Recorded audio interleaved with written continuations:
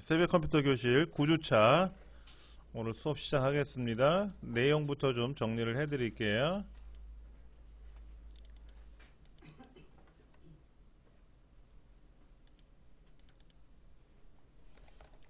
클라우드에 대한 내용을 설명하도록 할 겁니다.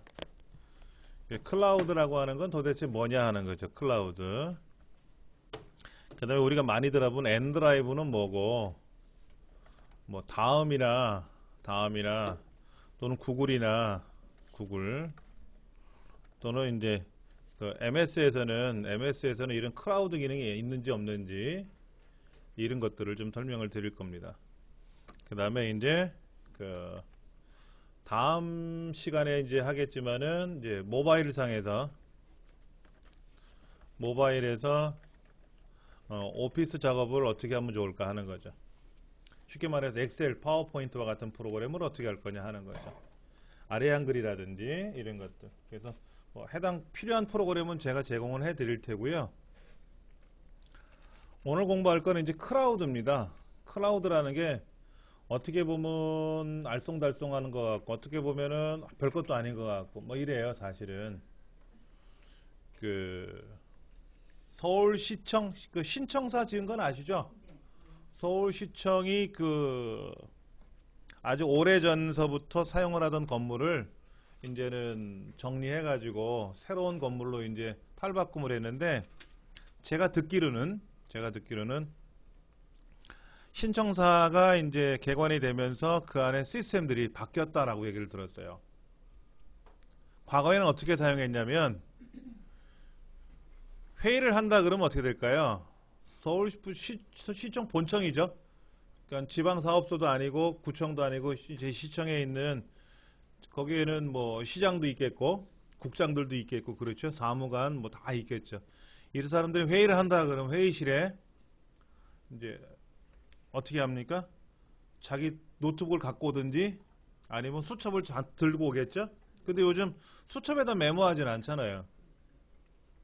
컴퓨터에다 연결해 갖고 작업을 이렇게 보여드리고 하는데 자기 컴퓨터를 싸들고 와야 되겠죠? 뭐 대통령 국무회의 하는 거 보면 노트북 쫙 깔려 있지 않습니까? 근데 예를 들어 국장님들이나 이런 시장과 부시장이 국장들하고 회의한다고 하면 노트북이 지급되겠지만 일반 직원들은 노트북 없을 거 아니에요. 노트북 안 준단 말이에요. 그렇죠? 그러면 이제 그 사람들은 이제 수첩 꺼내놓고 메모할 테고 그 다음에 자기 자리가 이동되면 어떻게 될까요? 7층에서 근무하던 직원이 5층으로 이제 근무지가 바뀌는 경우는 어떨까요? 그러면 짐 다 싸들고 가야죠. 첫째, 본체를 싸들고 가죠. 본체. 근데 그 본체 안에 어떤 게 들어있을까요? 개인적인 자료가 들어있을 수 있겠고, 개인적인 자료. 그러니까 예를 들어서 개인적인 자료라고 하는 것은 무슨 뭐 자기 뭐 친구들 주소록이 들어있을 수 있다는 그런 얘기죠. 그 다음에 뭐 자기 직장에 관련된 시청 업무에 관련된 자료들이 들어있겠죠. 근데 이제 그런 자료들을 어떻게 관리하느냐. 개인이 관리해야 되지 않습니까? 그 다음에 그 컴퓨터가 고장이 나면 어떻게 되죠? 업무를 당장에 못해요. 그렇죠. 그런 문제가 생겨서 바뀐 게 뭐냐면은 클라우드로 바뀌었다. 이런 얘기를 들었어요. 그러면 컴퓨터는 어디 가도 있잖아요. 그럼 컴퓨터를 키면 일반적으로 윈도우 7 똑같은 게 나오겠죠. 이렇게 나오겠죠. 그럼 여기에 클라우드라는 거를 실행하는 거예요. 그 서울시청 클라우드를. 그러면 이제 내용이 뭐가 나오냐면은 아이디가 뭐냐, 패스워드가 뭐냐 물어보겠죠. 로그인을 하면 그 사람 개인 자료가 쫙 뜨는 거예요. 그러면은 만약에 내가 근무지가 바뀌었어. 7층에서 5층으로 바뀌었어. 또는 회의를 하러 갔어. 그럼 회의를 하러 가면 노트북이 있던 데스크탑이 있던 회의실에 있겠죠. 그러면 각자 로그인하면 개인정보가 쫙 올라오겠죠. 그렇죠. 그 다음에 공동작업해야 되는 것들 있죠. 공동작업하는 거. 그럼 어떻게 할까요? 공동작업하는 거는. 이제 예를 들어서 공유하는 폴더가 있겠죠. 공유 폴더로만 접속하면은 모든 직원이 똑같은 내용을 볼 수 있게끔 자료가 공유되어 있겠죠. 그러면 효율적이지 않겠냐라는 거죠. 효율적이지 않겠냐. 그 다음에 이 강의실 컴퓨터가 하드디스크가 500기가예요. 그러면 가정에서는 500기가바이트가 모자라겠죠. 영화도 다운로드 받아서 보관해둬야지. 그 다음에 음악도 보관해둬야지. 디카로 찍은 여행 가서 찍은 가족 사진도 보관해야지. 그럼 직장에서는 뭐 여행 가서 찍은 사진을 직장 컴퓨터에서 보관해두지는 않죠. 영화를 다운로드 받아서 직장 컴퓨터에서 보관해두지 않지 않습니까? 그러면 실제로 용량은 얼마나 필요할까요? 여기가 직장이라면 우리 여기 아래층에 1층에 사무실에 있는 직원들, 이 사람들은 과연 얼마만큼 저장 공간을 사용할까 하는 거예요. 아마도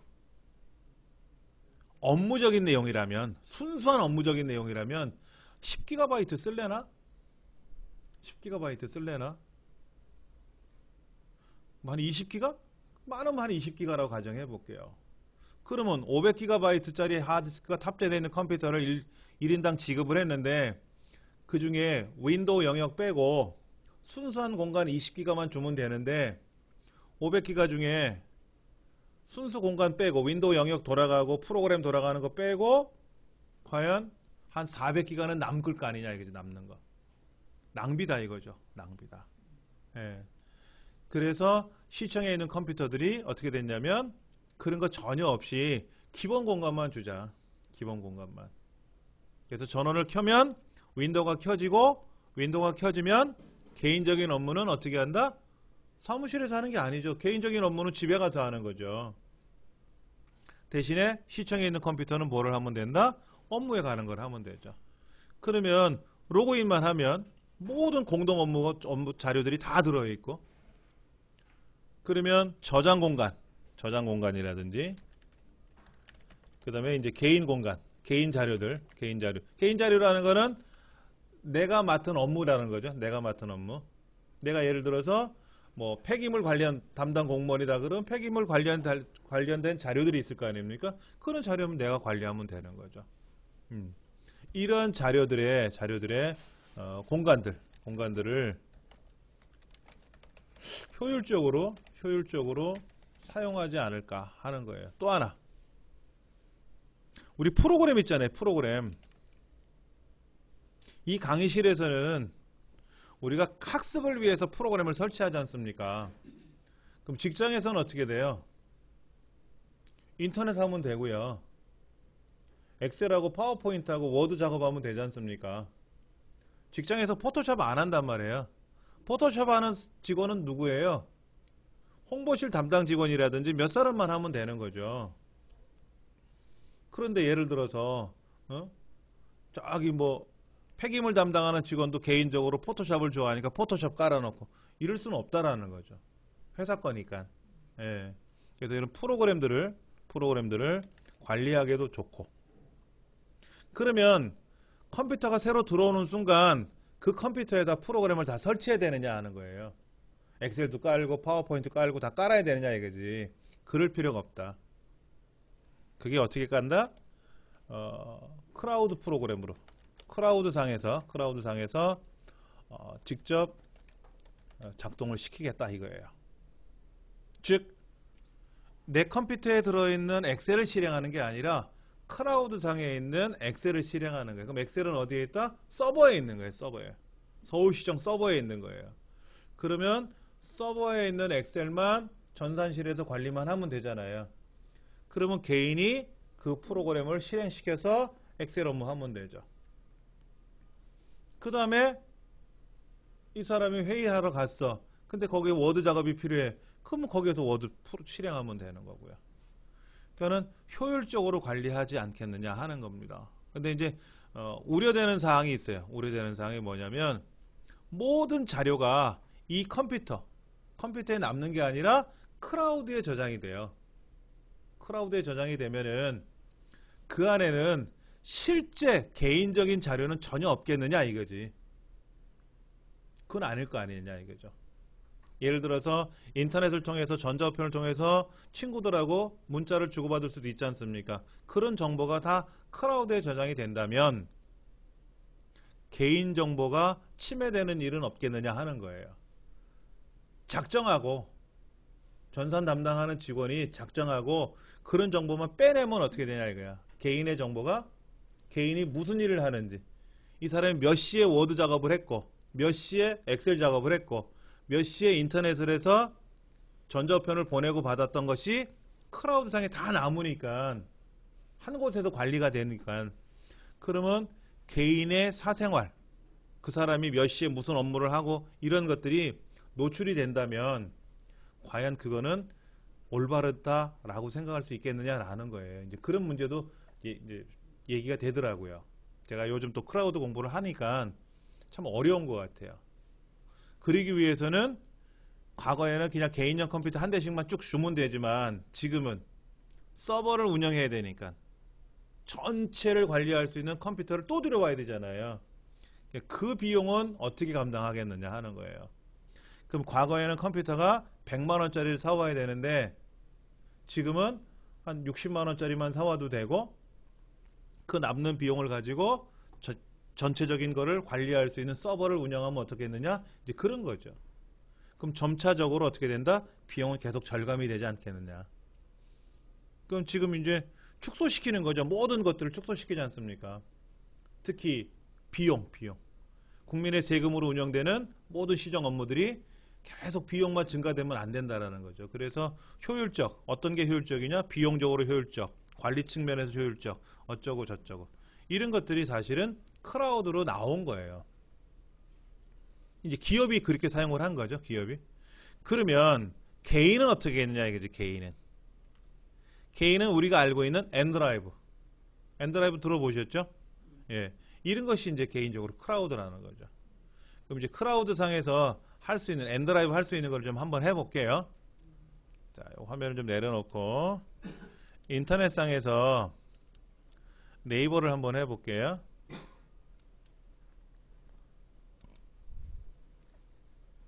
기업 같은 데는 저기 컴퓨터마다 프로그램을 다 새로 사서 설치해야 되잖아요. 예. 그럼 클라우드 상에서 실행시키면 그런 데는 어떻게 해요? 자, 클라우드 상에서는 서버에다가 세팅만 해놓으면 돼요. 그러면 사용자가 불러내서 쓰는 거죠. 자, 시연을 해드릴게요. 네이버에 가시면 로그인을 좀 해야 되겠죠.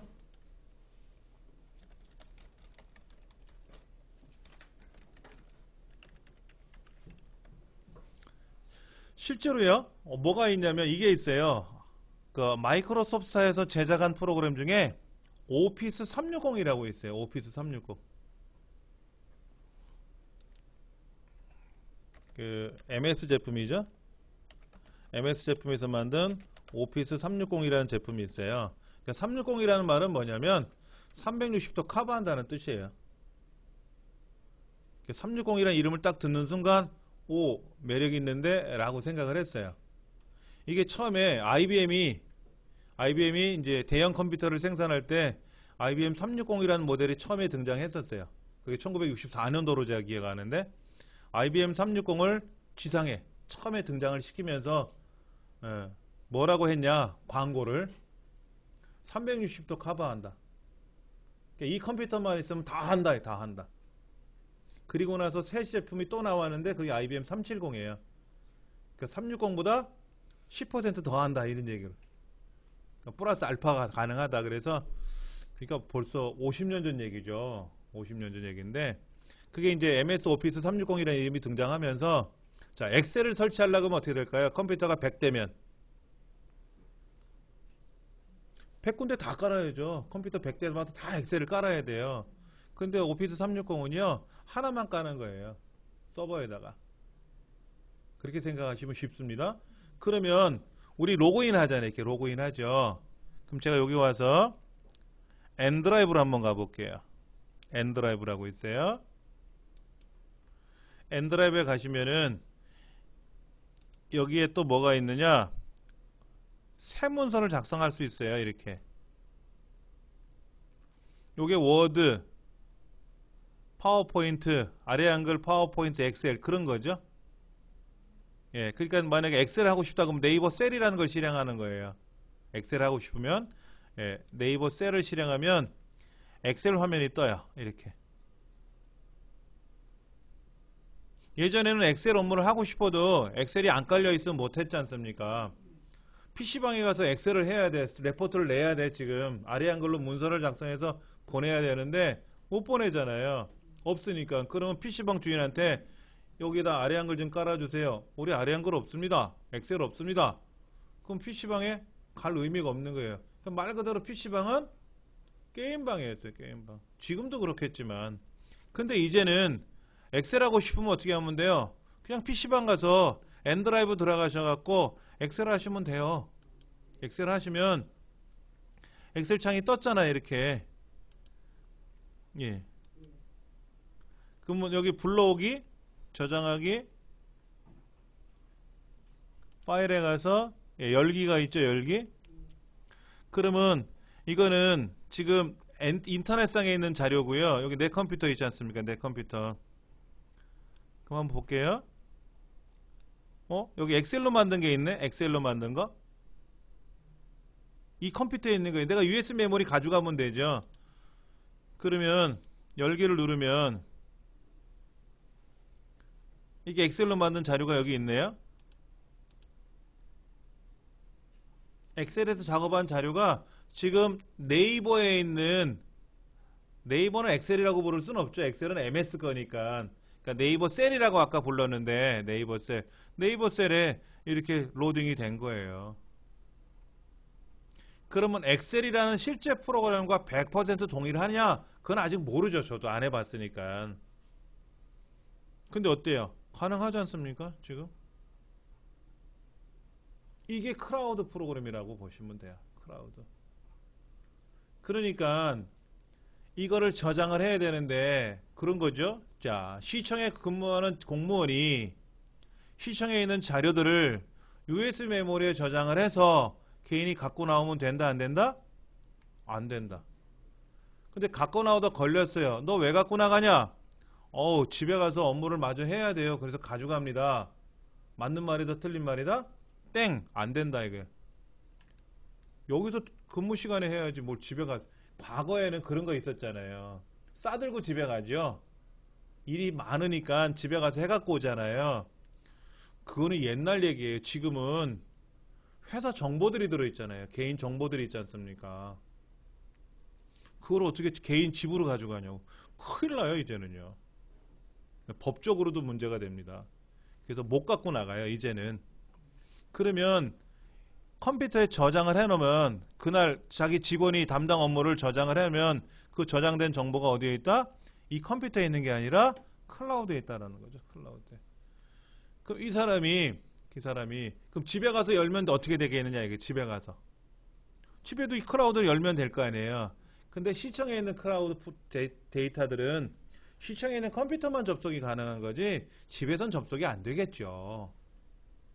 이건 네이버니까 전국 방방곡곡에서 다 접속이 되겠지만. 자, 네이버에 들어오셨어요. 자, 다시 볼게요. 네이버에 들어오셔가지고 여기 더보기라고 있어요. 더보기. 더보기에 가시면 N드라이브라고 있어요. N드라이브. 가나다 순에 의해서 TV 편성표 그 위에 N드라이브라고 되어 있고요. 또 한 가지, 여기 TV 캐스트는 뭐 지금 설명드릴 내용은 아니겠지만은 TV 캐스트라는 것도 있어요. TV 캐스트. 이 TV 캐스트가 뭐냐면 유튜브와 같은 거예요. MBC, SBS가 올해 12월 1일, 며칠 전이죠? 12월 1일부터 유튜브에다가 동영상 제공을 안 하기로 했습니다.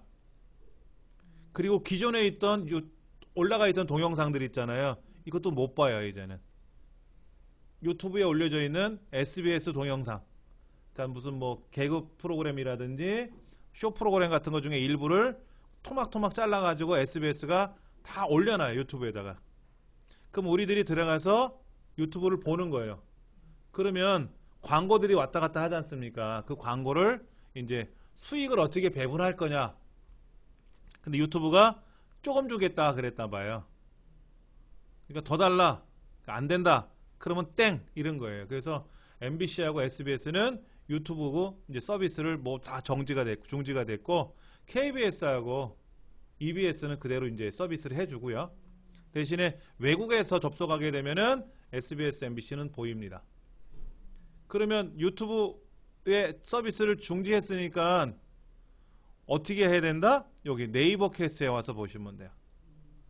예, 유튜브 대신에 네이버 캐스트에다 그대로 이거는 예전에도 하긴 했었어요. 여기도. 그럼 이제 여러분들은 여기 와서 보시면 예, 여기 보면 나 혼자 산다 뭐 이런 것도 나오고 나는 남자다 이런 거 있거든요. 예, 요거 정글의 법칙 같은 거 이런 것도 이제는 보실 수가 있는 거예요. 이게 이제 유튜브와 같은 거죠. 여기 지금 광고가 나오잖아요. 이렇게 광고가 나오는데 이런 광고를 보고 이제 수익을 배분하는 건데 그게 조금 안 맞았나 봐요. 예, 여기 이제 지금 나오죠. 이렇게 사용하시면 됩니다. 다음 클라우드에서는 저렇게 엑셀 같은 프로그램 실행이 되나요? 다음은 없는 걸로 알고 있어요. 예. 그래서 사용자들이 사실은 다음에 가서 안 하려고 그러죠. 왜냐면 다음에는 뭐가 없어요. 다음은 뭐가 없어요. 많은 대중화된 서비스들이 일단 다음도 한번 찾아볼게요. 있어요. 다음 크라우드 있는데 크라우드 안에 있는 이제 이런 뭐 문서 작성하는 게 있는지는 한번 찾아봐야죠. 일단 네이버 거부터 살펴볼게요. 예. 자, 네이버 드라이브에 네이버에 와서 더보기에 들어가가지고 우리가 뭐 했냐면 엔드라이브를 선택했어요. 그럼 엔드라이브라는 창이 뜹니다. 이때 뭐 이런 광고는 제가 뭐 다시 보지 않겠다 그러면 이제 오늘은 안 나오겠죠? 자, 그러면 이쪽에 보시는 공간은 저장 공간이에요. 저장 공간. 30GB를 준대요. 30GB를 준대요. 예. 30GB라고 써 있는데 저는 현재 635MB 정도를 쓰고 있으니까 1GB도 안 쓰고 있는 거죠. 그렇죠? 자, 그러면 이건 엔드라이브니까 지구상 어느 컴퓨터에 가서 인터넷만 연결되면 여기에 접속이 가능한 거죠. 자, 그래서 제가 여기다가 이제 폴더를 하나 만들어요. 새 폴더. 그래서 여기다가 새벽 컴퓨터 교실이라고 폴더를 하나 만들겠죠? 컴퓨터에서 폴더 만드는 거 동일해요. 자, 얘를 더블 클릭을 하면 안으로 접속에 들어갔어요. 여기 새벽 컴퓨터라는 폴더로 들어왔어요. 밖으로 빠져나가고 싶으면 밖으로 나가면 되죠. 요거 올라가는 더블 클릭하면 이제 밖으로 나왔고요. 자, 새벽 컴퓨터 교실 여기 있네요. 지금 가나다 순회인가? 그것도 아닌데. 자, 더블 클릭하면 이제 이 안에 접속을 했고 여기에 자료를 올려야 되겠죠. 올리기 눌러가지고 폴더체 올릴 거냐 파일을 올릴 거냐. 자, 파일만 올려볼게요. 그럼 파일 올리기 눌러서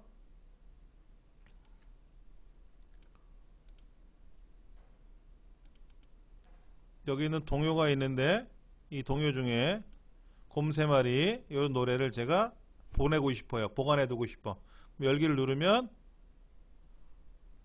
자, 밑에 몇 개 올리는 중 해가지고 몇 초 남았습니다. 자, 노래 6곡 다 올라갔네요. 예. 자, 올리기. 이번에는 폴더체 올려볼게요. 폴더체요. 어느 폴더를 올릴 거냐? 여기 이정민이라는 폴더 안에 예, 추억의 영화음악이라는 폴더가 있대요. 이 폴더를 선택을 하면 몇 초 남았습니다 라고 뜨네요. 그렇죠? 그러면 추억의 영화음악이라는 폴더가 통째로 올라오겠죠?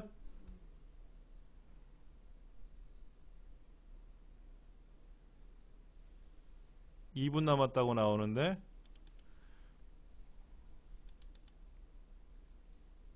아직 다 안 올라왔으니까 좀 지켜봐야 되겠죠? 예, 9개, 14개 올라가고 22개 중에서 현재 몇 개가 올라가고 있다라고 보이네요. 인터넷상으로 움직이는 거니까 내 컴퓨터 성능하고 상관없어요. 인터넷만 빠르면 되는 거죠. 근데 우리나라 인터넷 어디 가도 빠르잖아요, 이제는. 예. 특히 뭐 기가 찬다, 기가 뭐 그거 광고 나왔지 않습니까? 그러면 우리 강의실에서 하는 인터넷보다 10배 빠른 거예요. 우리 강의실 컴퓨터가 100메가거든요. 이제 이론으로 100메가고 실제는 저번에 측정해 보니까 한 80메가 정도 나오는데, 그러면 그 기가 찬다라는 건 기가니까 1000이라는 뜻이거든요. 1000메가가 기가니까 우리 거보다 10배 빠른 거죠. 10배 빠른 거. 그러면 지금 올리기 한 게 폴더채 파일을 올리는데 얘가 얼마큼 올라간다? 10배 빨리 올라가는 거죠. 인터넷이 빠르면. 자, 이렇게 해서 폴더를 만들어서 폴더 만들고 파일도 올리고 올리는 겁니다. 자, 이렇게 해서 제가 이제 음악을 조금 전에 음악을 올린 거예요. 그럼 여기에 음악이 22개 올라왔네 하고 보이네요. 음악이 22개래요. 그전엔 음악이 없었는데, 예. 자, 그 다음에 올리기 다시 한번 누르면, 올리기는 파일 낱개로 올릴 거냐, 낱개로 올릴 거냐, 아니면 폴더채 올릴 거냐 하는 거죠. 근데 이제 이건 어떤가 볼게요. 동요 모음하고 사진하고 이 2개 폴더를 올리고 싶어요. 2개 폴더를. 2개가 선택이 되나요? 안 되네요. 이 파일은 여러 개가 선택이 되는데 폴더는 안 되고 있어요. 여러 폴더를 한꺼번에 안 되고 있어요. 그렇다고 이 통째로 올릴 수는 없잖아. 위에 있는 폴더를 통째로 올릴 수는 없잖아요. 그러면 우리 일반 컴퓨터는 어떻게 돼 있어요? 2개든 3개든 폴더를 한꺼번에 올릴 수 있는 기능은 있지 않습니까? 이제 그런 것들은 프로그램을 설치하셔야 돼요. 거기다 프로그램을 설치하시면 그건 가능해요. 예. 그 다음에 또 뭐가 있냐면 여기 밑에 보시면은 엔드라이브 탐색기라는 게 있어요. 엔드라이브 탐색기. 화면 밑으로 쭉 내려가시면 엔드라이브 탐색기라고 있어요. 엔드라이브 모바일 앱은 이건 스마트폰에서 사용하는 거니까 이 스마트폰에다가 여러분이 설치하시면 돼요. 그럼 똑같은 것이 여기 떠요. 똑같은 게 떠요. 자, 그러면 PC에서 제가 새벽 컴퓨터 교실이라고 만들어 놓고 주먹 쥐고 손을 펴서 뭐 그대로 멈춰라 뭐 곰새말이 이런 동요를 올려놨단 말이에요. 그러면 스마트폰에 있는 엔드라이브로 실행하면 저 노래 동요 그대로 있겠죠. 그럼 여기서 틀면 되지. 그것이 처음에 아이폰 광고할 때 애플이 아이폰으로 착각 찍어요. 아이폰으로 착착 찍어. 여기서 찍은 사진 아이패드 거기에도 있고, 아이패드에서 책을 읽어요. 여기 읽던 책 맥 컴퓨터 집에 있는 컴퓨터에서도 그대로 읽고. 그게 클라우드라는 거죠. 내가 찍은 사진이 스마트폰으로 착각 찍는 순간, 아이폰으로 찍는 순간 그 아이폰 클라우드에 넘어간단 말이에요. 클라우드에 넘어가면 똑같이 아이패드에서도 접속을 할 수 있지 않습니까?